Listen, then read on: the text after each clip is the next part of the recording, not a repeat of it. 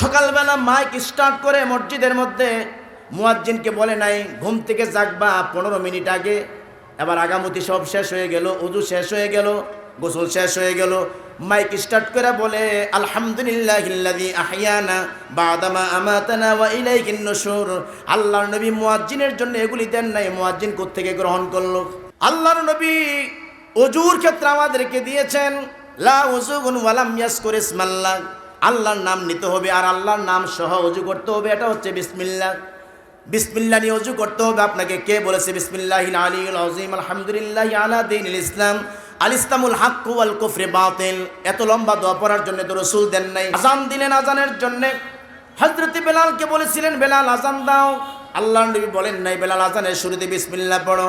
যেমনটা বলেছেন লা উযুগুন ওয়া লাম ইয়াজকুর ইসমাল্লাহ, ওযু করবে না বিসমিল্লাহ ছাড়া, বিসমিল্লাহ বলে ওযু করতে হবে।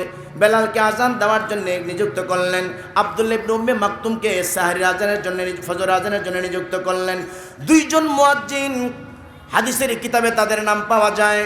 দুইজন আযান দিতে আউযুবিল্লাহ পড়েন নাই, বিসমিল্লাহ পড়েন নাই। এটা একটা বরকতের কাজ, ইবাদতের কাজ। মানুষদেরকে সলার দিকে আহ্বান করা হয়, কল্যাণের দিকে আহ্বান করা হয়। কিন্তু দুইজন মুয়াজ্জিনের ইতিহাস খুঁজতে দেখা যায় একজন মুয়াজ্জিনও আউযুবিল্লাহ বিসমিল্লাহ পড়েন নাই। কিন্তু আমার দেশের মানুষেরা আযান দেওয়ার ক্ষেত্রে যা রাসূল দেন নাই তা গ্রহণ করলো। তা হচ্ছে আযান দেওয়ার শুরুতে বলে আসসালাতু ওয়াসসালামু আলাইকা ইয়া রাসূলুল্লাহ, আসসালাতু ওয়াসসালামু আলাইকা ইয়া হাবিবাল্লাহ। আছে কি আছে না বলেন? সকালবেলা মাইক স্টার্ট করে মসজিদের মধ্যে মুয়াজ্জিনকে বলে নাই ঘুম থেকে জাগবা 15 মিনিট আগে। এবার আগামতি সব শেষ হয়ে গেল, উযু শেষ হয়ে গেল, গোসল শেষ হয়ে গেল, মাইক স্টার্ট করে বলে আলহামদুলিল্লাহিল্লাযী আহইয়ানা বা'দামা আমাতানা ওয়া ইলাইহিন নুশুর। আল্লাহর নবী মুয়াজ্জিনের জন্য এগুলি দেন নাই, মুয়াজ্জিন কোত্থেকে গ্রহণ করলো? প্রশ্ন আসে কিনা বলেন? আযান দিবে শুধু, কোনো মুয়াজ্জিনের জন্যে এটা নিষেধ অবশ্যই, যেহেতু রাসূল দুই মুয়াজ্জিনকে বলেন নাই আর তাদের জীবন আযানের ক্ষেত্রে বিসমিল্লাহও পড়েন নাই, আউযুবিল্লাহ পড়েন নাই, সরাসরি আযান দিতে হবে। আসসালাতু ওয়াসসালামু আলাইকা ইয়া রাসূলুল্লাহ রাসূল দেন নাই। রাসূল কি দিয়েছেন? ইযা সামি'তুমুন নিদা ফাকুলু মিসলা মা ইয়াকুল। সহিহ মুসলিমের হাদিস, বিশ্বনবী বলছেন মুয়াজ্জিন যখন আযান দেয়, আহ্বানকারী যখন তোমাদেরকে আহ্বান করে সালাতের জন্যে, সে যা বলে ইয়াকুলু মিসলা মা হাযা, সে যা বলে তোমরা ঠিক তাই বলো। ইযা সামি'তুমুন নিসা ফাকুলু মিসলা মা ইয়াকুল। অন্য হাদিসের মধ্যে বিশ্বনবী বললেন আযান মুয়াজ্জিন যা বলে তোমরা ঠিক তাই বলো, একমাত্র ইল্লা হাইয়া আলা তাইন, হাইয়া আলাস সালাহ, হাইয়া আলাল ফালার ক্ষেত্রে লা হাওলা ওয়ালা কুওয়াতা ইল্লা বিল্লাহ পড়বে। অতঃপর বছর সাল্লু আলাইয়া, আযান যখন শেষ হয়ে যাবে, আযানের জবাব যখন শেষ হয়ে যাবে, আমার প্রতি তোমরা দুরূদ পড়ো। আল্লাহর নবী শিক্ষা দিয়েছেন নামাজের ভিতরে যে দুরূদ পড়ি আল্লাহুম্মা সাল্লি আলা মুহাম্মাদিন ওয়া আলা আলি মুহাম্মাদ, এই দোয়া তোমরা পড়ো। অতঃপর রাসূল বলেছেন অতঃপর ওসিলার জন্য তোমরা আল্লাহর কাছে দোয়া করো, যেই দোয়াটা আল্লাহুম্মা রাব্বা হাযিহিদ দাওয়াতিত তাম্মা ওয়াস সালাতিল কায়িমা। আযান শুনতে হবে, যত জবাব দিতে হবে আশহাদু আন্না মুহাম্মাদুর রাসূলুল্লাহ। আযানের একটা বাক্য, অন্য সময় রাসূলের নাম শুনলে পরে আমরা জবাব দেই, রাসূলের নাম শুনলে পরে সাল্লাল্লাহু আলাইহি সাল্লাম পড়ি। কিন্তু আশহাদু আন্না মুহাম্মাদুর রাসূলুল্লাহ বলার ক্ষেত্রে আল্লাহর নবী আমাদেরকে দেন নাই, এই ক্ষেত্রে মুহাম্মাদুর রাসূলুল্লাহর ক্ষেত্রে সাল্লাল্লাহু আলাইহি সাল্লাম পড়া যাবে। আল্লাহর নবী বলেছেন মুয়াজ্জিন যা বলে তাই বলো। আশহাদু আন্না মুহাম্মাদুর রাসূলুল্লাহ বলার সময় আপনাকে তাই বলতে হবে। সিলেবাস যখন পূর্ণ হয়ে যাবে, আযানের দোয়া যখন কি বলে আযানের জবাব শেষ হয়ে যাবে, অতঃপর দুরূদ শেষ হবে, ওসিলার দোয়া শেষ হবে।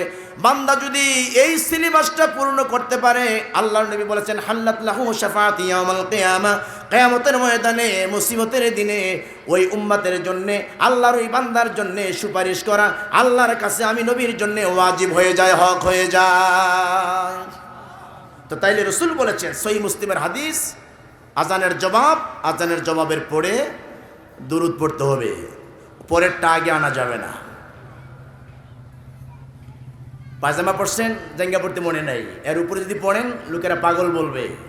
অতএব আযানের পরেই দুরূদ পড়তে হবে। আযানের আগে যে যদি দুরূদ পড়ে সে পাগল, মাজনুন, উম্মাত, বুঝে না, শরীয়ত বুঝে না। যিনি বুঝেন তিনিও বলেন না। এই মসজিদে খতিব আসে, ইমাম আসে, সেও আযানের সংশোধন করেন নাই। আমার স্পষ্ট মনে আছে ধামতি আলিয়ার মুহাদ্দিস আমাদের উস্তাদ মাওলানা ফজলুল করিম সাহেব, উনি আমাদের ভৈশের কোটের এক মাহফিলে এসে বলছিলেন, আমি যখন চান্দিনা যাই এদিক দিয়ে রিক্সায় করে, উনি যখন চান্দিনার মুহাদ্দিস তখন রিক্সায় বেশি চলাচল হতো, যে আমি শুনতাম যে এই এলাকায় যদি আজান দেয় আসরের আজানের সময় রসুলের দুরূদ পড়ে আজানের আগে,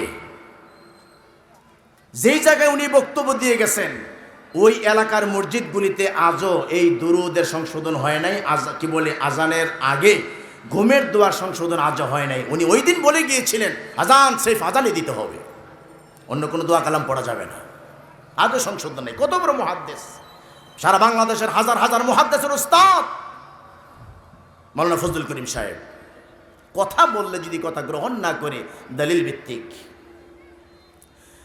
আল্লাহর নবী ওযুর ক্ষেত্রে আমাদেরকে দিয়েছেন লা উযুগুন ওয়ালাম ইয়াসকুর ইসমাল্লাহ, আল্লাহর নাম নিতে হবে আর আল্লাহর নাম সহ ওযু করতে হবে। এটা হচ্ছে বিসমিল্লাহ।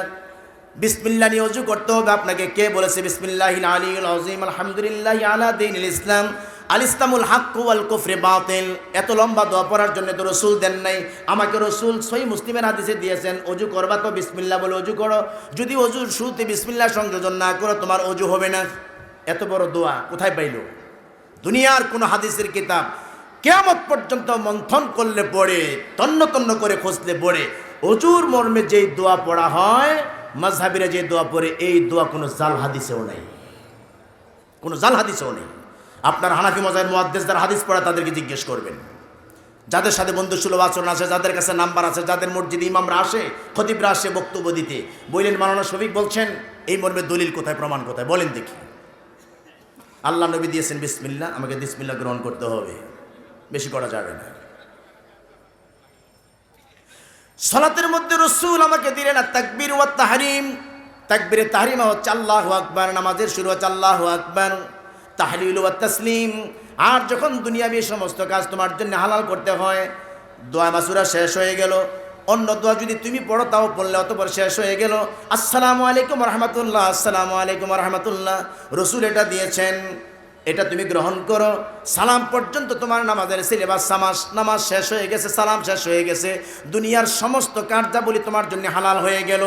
আর যখন তুমি আল্লাহু আকবার বললে, এটাকে তাহরিম বলা হয়। তাহরিম হচ্ছে দুনিয়ার যত ব্যস্ততা, যত চিন্তা চেতনা, যত কথাবার্তা আছে, আল্লাহু আকবার বলার পর তুমি যখন তাকবীরে তাহরিমা বাঁধবে, দুনিয়ার সমস্ত কাজকর্ম, চিন্তা চেতনা তোমার জন্য হারাম।